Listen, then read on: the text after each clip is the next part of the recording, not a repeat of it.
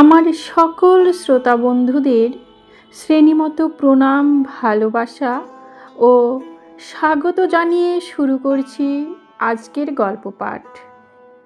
বিভূতিভূষণ বন্দ্যোপাধ্যায়ের জনপ্রিয় গল্পগুলির মধ্যে একটি গল্প হল ঝড়ের রাতে। আজকে আমি পাঠ করে শোনাচ্ছি। যাচ্ছিলাম রাজস্থান বই আনতে ভূপেন্দ্রের বাড়ি। পড়ি নিচের ক্লাসে, বয়স 12 বছর। বই পড়ার বড্ড ঝোঁক। পাড়াগা জায়গা, বই তেমন মেলে না। আমাদের ক্লাসের একটা ছেলে, নাম তার ভূপেন্দ্রনাথ চক্রবর্তী, বাড়ি নদীর ওপারের সুখপুকুর ঘাটবাউল। একদিন বললে তার বাড়ি 2-3খানা বই আছে। নাম কি ভেবে বললে, একখানার নাম রাজস্থান, মোটা বই না সরু, মোটা, খুব মোটা। আর যাবি কোথায়? রাজস্থান বইয়ের নাম আমার শোনা আছে, বই নিবি তো? হ্যাঁ দেবে, যদি তার বাড়ি আমি যাই। কিন্তু তাহলে সেদিন বাড়ি ফিরব কি করে? কেন, সেদিন আমাদের বাড়িতে থাকবে? এই শর্তে রাজি হয়ে বই আনতে যাচ্ছি ভূপেন্দ্রের বাড়িতে। নদীর ওপারে আমাদের স্কুল থেকে 5 মাইল পথ। সময়টা বোধ হয় পুজোর পর। দিন ছোট, নদী পার হতে না হতে বেলা গেল। সঙ্গে সঙ্গে নামলো বৃষ্টি। মেঘ অনেকক্ষণ থেকে জমেছিল আকাশে। দৌড়ে গিয়ে একটা আম গাছের তলায় দাঁড়ালাম। ছাতি আনিনি সঙ্গে, এটা বর্ষাকাল নয়। ও বেলা চমৎকার রোদ ছিল। সন্ধ্যার সময় বৃষ্টি নামবার কোনো সম্ভাবনা দেখা যায়নি। আমতলায় খানিকটা দাঁড়িয়ে বুঝলাম আম গাছের শাখাপত্র বৃষ্টির জল থেকে বাঁচাতে পারবে না। বাড়িঘর আছে কিনা দেখবার আগ্রহে এদিক ওদিক চেয়ে দেখি, কিছু দূরে আমবাগানের ফাঁকে একটা পুরনো কোঠা বাড়ি, যেন বৃষ্টির মধ্যে আবছায়া দেখা যাচ্ছে।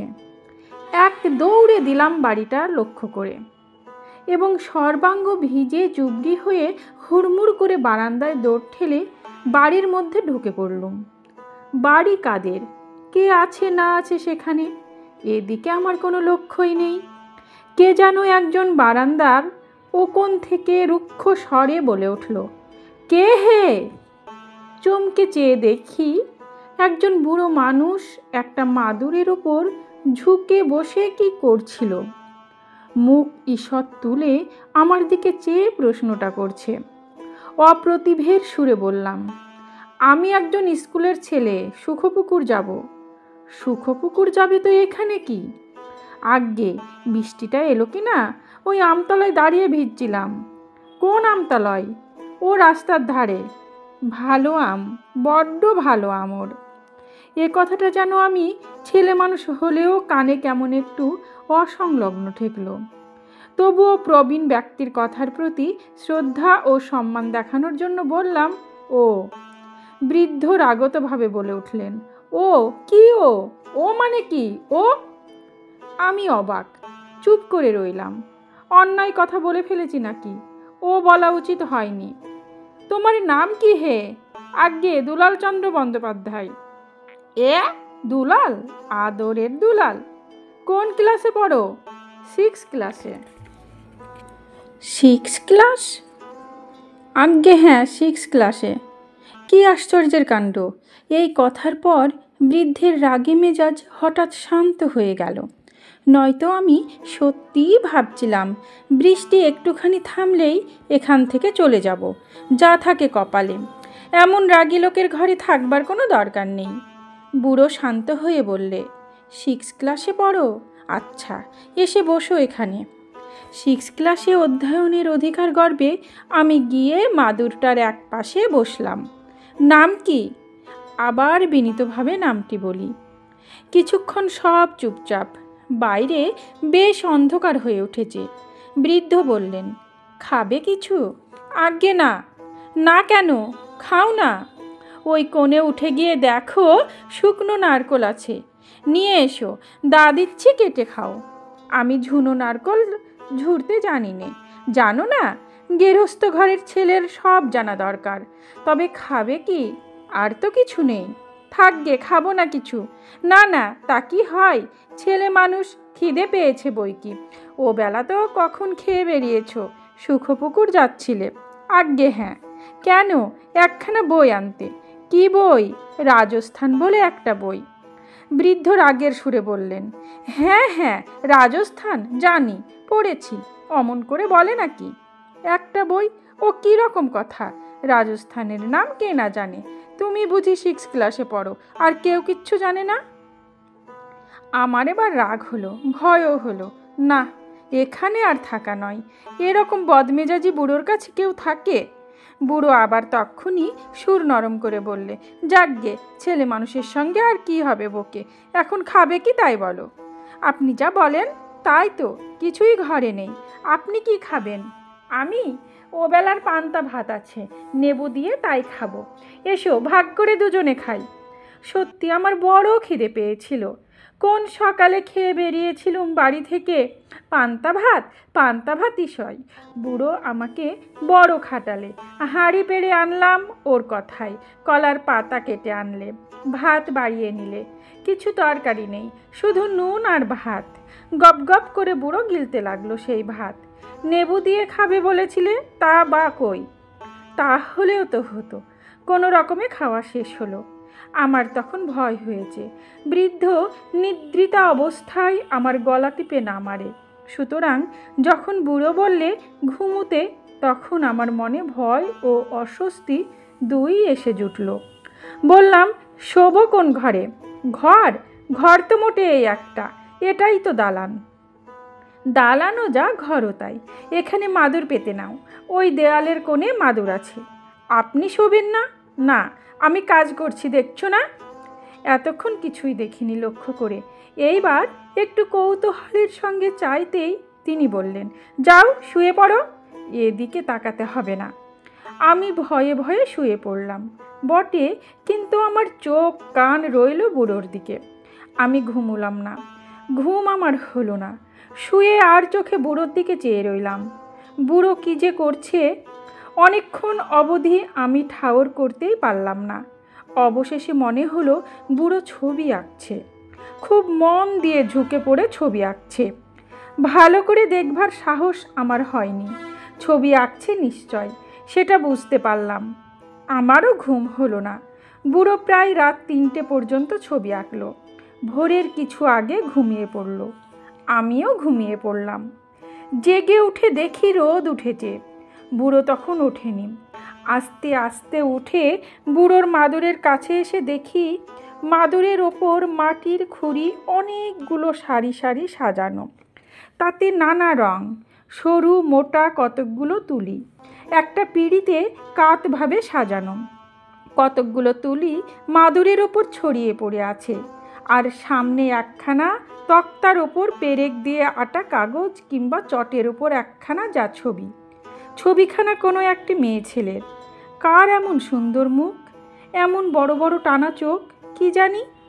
আধখানা মাত্র আঁকা হয়েছে, তাও সব যেন হয়নি, কিছু কিছু বাকি আছে। কিন্তু এমন সুন্দর ছবি আঁকতে পারে এ বুড়ো, এমন ছবি যে মানুষে আঁকতে পারে, সে বিশ্বাস আমার ছিল না। ক্লাসে ইন্দু মাস্টারের দেওয়া আতা পাখি চেয়ারের ড্রয়িং আঁকি, তাও মনের মতো হয় না আমার নিজেরই। ভাবি আতা আঁকবো, হয়ে যায় যে জিনিস, তাকে বেলও বলা চলে, আমও বলা চলে, হয়তো কুমড়োও বলা যেতে পারে। সুতরাং তলায় আতা বলে লিখে দিতে হয়। কিন্তু এই খিটখিটে মেজাজের বুড়ো এ কেমন ছবি আঁকতে পারে? অবাক হয়ে গেলাম। বুড়োকে ডেকে বলবো সে কথা? দরকার নেই, ঘুমুচ্ছে ঘুমুক, আমার বিদায় নেবার সময় হয়েছে। কিন্তু ঘুমন্ত বুড়োকে জাগাতেও সাহস হলো না। না জানিয়েই বা যায় কি করে? আবার ভয় হয়, বুড়োর ছবি দেখে ফেলেছি, এ কথাও না জানে। যে বদরাগে আর খিটখিটে, কি জানি হয়তো মেরেই বসবে। বাইরে আম গাছটার তলায় গিয়ে বসলুম। আধ ঘন্টা পরে ঘরের মধ্যে শব্দ পেয়ে বুঝলাম বুড়ো উঠেছে। তখন আমি আস্তে আস্তে পা টিপে টিপে ঘরের মধ্যে ঢুকলাম। বুড়ো মাদুরের ওপর বসে ছবিখানা দেখছিল। চমকে উঠে পেছনে চেয়ে বললে, কে? আজ্ঞে আমি। ও তুমি এখনো যাওনি? আপনি ঘুমোচ্ছিলেন? না দেখা করে? ঠিক ঠিক, তুমি বেশ ছেলে, ভালো ছেলে। তাহলে আমি যাই এখন? আমার ছবি দেখেছো? আজ্ঞে আজ্ঞে। আচ্ছা এসো দেখবে। আমি দেখলুম অনেকক্ষণ ধরে। বুড়ো বললে, কীরকম হয়েছে? খুব ভালো। ভালো লেগেছে? আজ্ঞে, তা আর বলতে, কখনো এমন দেখিনি। আচ্ছা তুমি এখন যেতে পারো। দাঁড়াও, কি খাবে সকালবেলা? আজ্ঞে কিছু না, আমি যাদের বাড়ি যাচ্ছি সেখানে খাবো। না না, তা হয় না, পান্তা ভাত হাঁড়িতে ছিল। আজ্ঞে না, সব খেয়েছি কাল দুজনে। নারকোল একটা নিয়ে এসো, কেটে দিই। আজ্ঞে আপনাকে কষ্ট দেব না, আমি খাবো না কিছু। বলেই হন হন করে বেরিয়ে পড়লুম বাড়ি থেকে।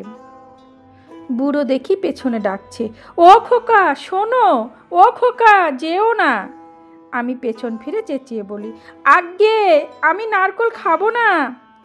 সেই দিনই বিকালে বই নিয়ে আসবার পথে বুড়োর ওখানে যেতে বড় ইচ্ছে হলো। বুড়োকে দেখবার জন্যই ঘরের জানালায় উকিঝুঁকি মারি। বুড়োকে কিন্তু দেখতে পেলাম না, ঘুমুচ্ছে নাকি। ফিরে আসছি এমন সময় কে ডাকলে। কে? বললাম আমি। শোনো খোকা শোনো। গেলাম। বুড়ো বালিশ ঠেস দিয়ে চোখ বুজে বসেছিল। আমায় বললে, আজ রাত্রে এখানে থাকো। থাকবো না। কেন? থাকো, আজ তোমাকে নারকোল খাওয়াবো, চিড়ে খাওয়াবো। কি স্নেহের সুর ওর কথার মধ্যে! সে রাতেও আমার থাকার ইচ্ছে সেখানে, কিন্তু আমার বাড়ির লোকের ভয় ছিল, না বলে এসেছি। আমি বললাম, মা বকবে। বুড়ো আমার মুখের দিকে চেয়ে বললে, ঠিক ঠিক, মা রয়েছেন, তাহলে যাও, নারকোল খেয়ে যাবে না? আমি নারকোল কাটতে জানি নে, আমার হাতে ব্যথা, নইলে আমি তোমাকে নিজেই নারকোল কেটে দিতাম। আমি চলে এলাম বটে, কিন্তু বুড়োর কথা ভুলতে পারলাম না। কতদিন, অনেক দিন কেটে গেল। বালক থেকে আমি হয়ে উঠেছি যুবক। পাথুরে ঘাটার এক বড়লোকের বাড়ি যাতায়াত করি। সেখানে মস্ত বড় একখানা অয়েল পেন্টিং ছবি দেখে হঠাৎ চমকে উঠলাম। এই ছবি যার, তাকে আমি কোথায় দেখেছি? বাড়ির লোককে বললাম, ইনি কে? তারা বললেন, একে চেনেন নাকি? ইনি বিখ্যাত চিত্রকর দুর্গাচরণ সান্যাল। একে নিয়ে খবরের কাগজে হইচই হয় খুব। দুর্গাচরণ সান্যাল নাম করা লোক। বড় বৈঠকখানায় যত অয়েল পেন্টিং দেখবেন সব ওর করা। ১,৫০০ টাকা নিতেন ছবি পিছু। সব বড়লোক খদ্দের ছিল। এ ছবি তার নিজেই এঁকেছিলেন। মেজবাবু বেঁচে থাকতে শিল্পীর নিজের ছবি অনেক টাকা খরচ করে আঁকিয়ে নেন। আপনি একে চিনতেন? আমি কোথাও একে দেখেছি, ঠিক মনে করতে পারছি নে। ইনি থাকতেন কোথায়? থাকতেন কলকাতাতে, বরানগরে। শেষ বয়সে হঠাৎ নিরুদ্দেশ হয়ে যান। এত টাকার রোজগার ফেলে বড় বড় মক্কেল ছেড়ে দিয়ে কোথায় যে চলে গেলেন, তার কোনো সন্ধানই পাওয়া যায়নি। সে আজ ২০-২৫ বছর আগের কথা। কেউ খুঁজে পায়নি। খবরের কাগজে হইচই হয় তার অন্তর্ধান নিয়ে। অত নামকরা আর্টিস্ট, সে এক রহস্য সেকালকার। আমার হঠাৎ মনে পড়ল, চিত্রশিল্পী দুর্গাচরণ সান্যালের রহস্য আমি জানি। সুখপুকুর ঘাটবাউড়ের সেই বুড়ো, সেই ঝড় বৃষ্টির রাত্রি, সেই অপূর্ব ছবি, আধ আঁকা সেই ছবিখানা। সমাপ্ত। গল্প ঝড়ের রাতে। কলমে বিভূতিভূষণ বন্দ্যোপাধ্যায়। কণ্ঠে আমি রোজি।